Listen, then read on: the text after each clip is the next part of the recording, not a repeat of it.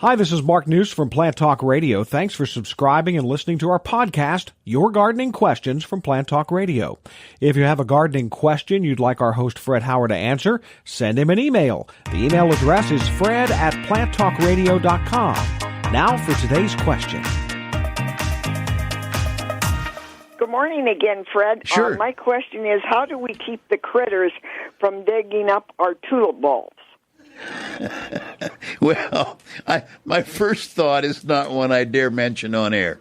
Now,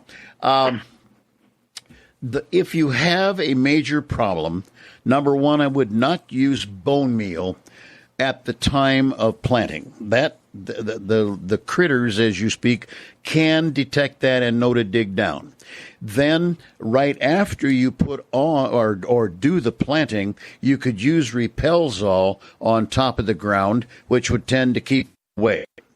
Now, if that in itself doesn't work, then you can get some wire mesh type of material from the hardware store. You either can use what is called, anyhow, it's a 1/4 inch square. It's soldered. It's sturdy stuff that a critter usually can't bite through. And you put that on, put a little mulch on top so you don't have to look at it all winter. And then at mid-March, when bulbs are going to start coming up through, the squirrels and critters are probably less apt to dig. I would say that you can should take that off, because the bulb and flower and foliage won't be able to come up through that.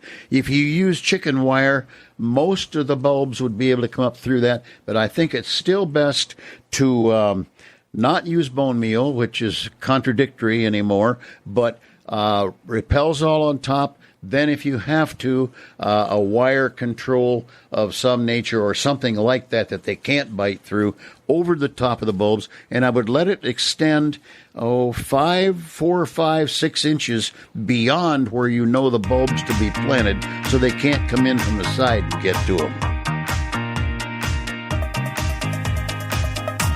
Hey, thanks again for listening to our podcast. Be sure to subscribe to our other podcasts as well, the Plant of the Week podcast and the Plant Talk Radio podcast, all on iTunes or your favorite podcast player. If you'd like to sponsor a daily podcast, contact us at fred@planttalkradio.com. To find out more about Fred Howard and Plant Talk Radio, visit our website, planttalkradio.com. Circle270media.com